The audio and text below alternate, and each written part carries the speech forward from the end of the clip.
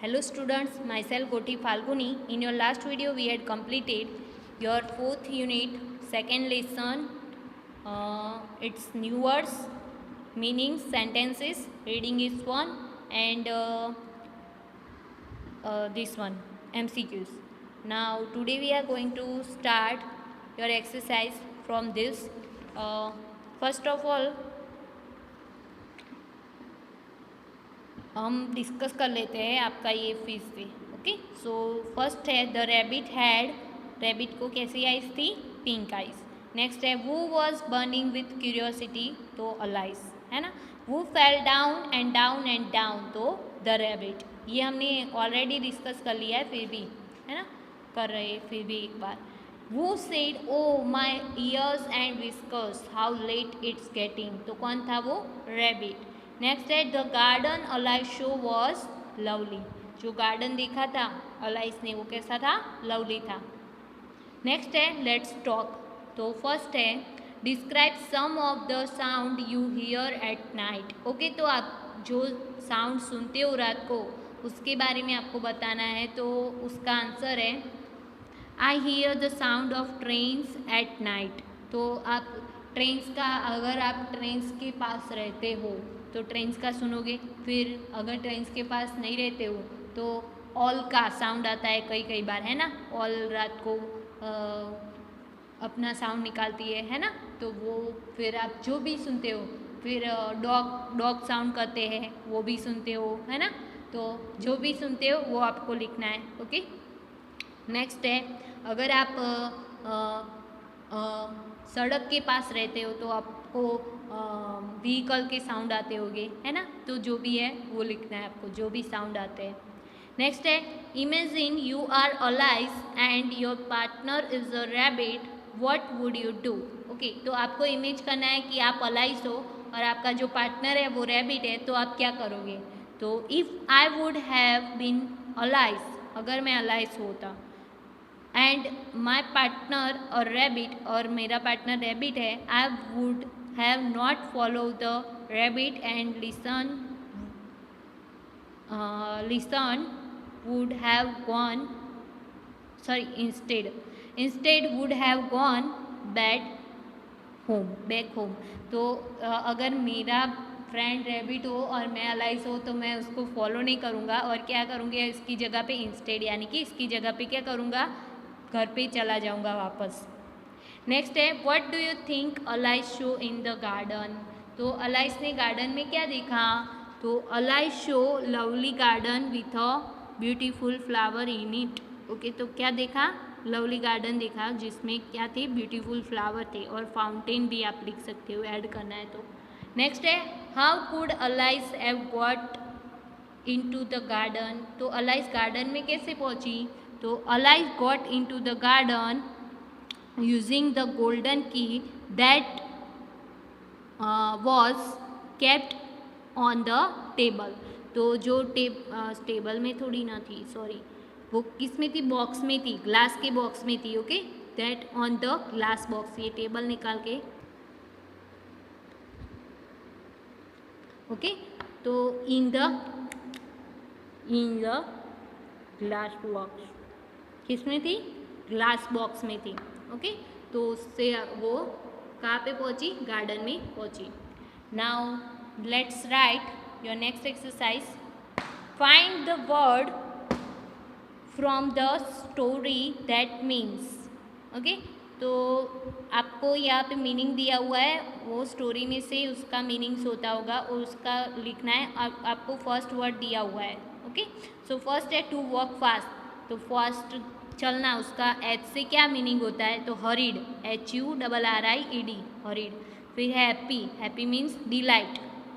फिर नेक्स्ट है eight once, तो क्विकली यानी कि जल्दी से. फिर है मूव फास्ट, तो स्कैम्पर, स्कैम्पर यानी कि जल्दी से चलना, मूव होना.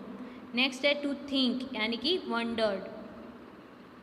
नेक्स्ट है टू बी सीन नोवेयर, तो कहीं पे भी न दिखना, तो क्या होता है? डिसअपियर्ड, मतलब कि अदृश्य हो जाना, है ना. डिसअपियर, DISAPPEARED,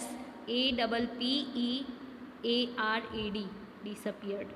नेक्स्ट है to be inquisitive. To be inquisitive means curious, मतलब कि कुछ जानने की इच्छा होना. ओके, उसको ये भी बोल सकते हैं टू बी इंक्यूसिटिव. ओके, तो उसका क्या होगा? क्यूरियस. नाउ नेक्स्ट है second exercise. Give another word for the one given below, once given below with similar meanings and make sentences from. Now write the opposite of this description describing word and make sentences with them. Okay, तो क्या करना है आपको? पहले तो इसका जो दिया हुआ है उसका ऑपोजिट लिखना है और फिर इसका सेंटेंस लिखना है. सो फर्स्ट है लवली. लवली यानी कि बहुत खूबसूरत, अच्छा. तो उसका होता है टेरिबल. टेरिबल यानी कि भयंकर. ओके, तो टेरिबल TERRIBLE टेरिबल. तो उसका सेंटेंस बनेगा I had a terrible day in the school. तो मेरा आज डे जो था वो बहुत ही घटिया था, घटिया. ओके, फिर नेक्स्ट है टॉकिंग. टॉकिंग मीन्स जो बातें करता हो. तो साइलेंट मतलब कि जो बातें ना करता हो, चुप. तो please maintain silence for a while. तो थोड़ी देर के लिए क्या करो? साइलेंस मेंटेन करो. ओके, नेक्स्ट है आपको स्पेलिंग दिख रहा है ना? Please PLEAC MAINTAIN SILENCE for a while FORAWHILE while. While यानी कि थोड़ी देर के लिए. नेक्स्ट है लिसनिंग. लिसनिंग मीन्स सुनना. तो टॉक मीन्स बात करना. उसका ऑपोजिट हुआ है ना, लिसनिंग सुनना, बात करना. Do not talk loudly in the library. तो लाइब्रेरी में बहुत ज़्यादा ऊंचा मत बोलो, है ना. Do not. कहीं पे आप लाइब्रेरी में जाओगे तो ये इंस्ट्रक्शन भी आपको डाली हुई दिखाई देगी, है ना. नेक्स्ट है सी. सी यानी कि देखना. तो बी ब्लाइंड. ब्लाइंड यानी कि अंधा होना. तो the blind man was lying to the road. तो एक ब्लाइंड मैन है वो रोड पे गिर गया.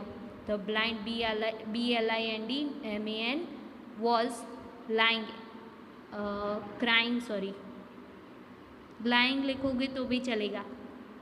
Lying CRYING. क्राइंग लिखा है to road. Read. Sorry, crying to read. Trying to read. Try कर रहा था पढ़ने का. Okay, TRYNG to read READE. और ये लिखोगी लाइंग टू रोड तो भी चलेगा, कोई उसमें दिक्कत नहीं है. नेक्स्ट है सेंटर. सेंटर यानी कि बीच में. तो आउटसाइड यानी कि साइड में. तो colour outside the box. Box के बाहर कलर करो. सेंटर यानी बीच में. ओके, नाउ नेक्स्ट है third one. Imagine you are going on a journey to the centre of the earth. What do you think you will see? What would you feel? Okay, तो आप imagine करो कि आप journey पे जा रहे हो. कहीं पे? कहाँ पे? कि अर्थ के सेंटर पे, यानी कि अर्थ का जहाँ सेंटर है वहाँ पे जा रहे हो. तो आप क्या करोगे और कैसा फील करोगे वो लिखना है. तो आई वुड सी मिलियंस. क्या देखोगे?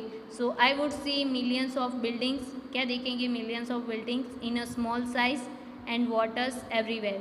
तो क्या देखोगे? वाटर्स और स्मॉल साइज बिल्डिंग्स देखेंगे.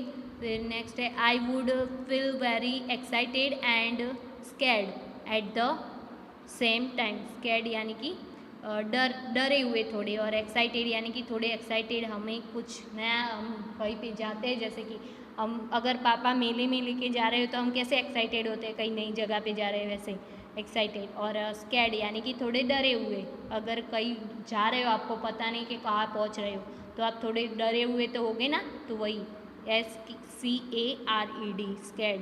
Okay, at the same time. Same SAMETIME.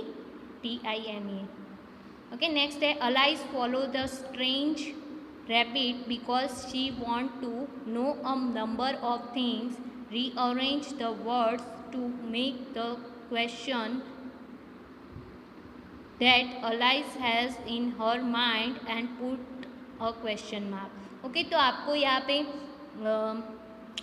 In incorrect order में नंबर वर्ड्स दिए हैं, उसको करेक्ट करके आपको अलाइस क्या क्वेश्चन करेगी वो लिखना है और फिर क्वेश्चन मार्क डालना है लास्ट में। तो टॉक रैबिट हाउ कैन, तो how can a rabbit talk, तो उससे क्या क्वेश्चन हुआ कि रैबिट कैसे टॉक कर सकता है, उसके बाद question answer question mark.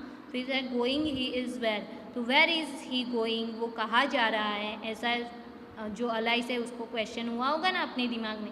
Next है read he can time the, can he read the time, क्या वो टाइम रीड कर सकता है, जैसे कि उसने वॉच निकाली थी ना बाहर और टाइम रीड कर रहा था, तो उसे ये भी क्वेश्चन हुआ कि क्या वो टाइम रीड कर सकता है। नेक्स्ट है हरी is in a why he, तो वाई इज़ ही इन हरी, तो वो हरी में जल्दी में क्यों, वो जल्दी में था ना, तो उसको ये भी क्वेश्चन हुआ कि वो हरी जल्दी में क्यों है।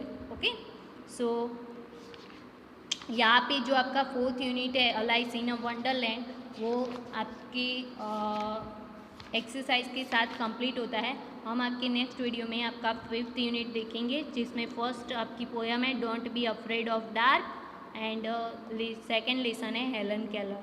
फिर आपका जो सिलेबस है इस दिवाली तक का, इस सेम का, वो कंप्लीट हो जाएगा। 5th यूनिट तक ही है आपकी इंग्लिश में। सो आपका जो इंग्लिश सब्जेक्ट है वो कंप्लीट हो जाएगा ये 5th यूनिट कंप्लीट होने के बाद। Okay, so see you in the next video students, bye bye.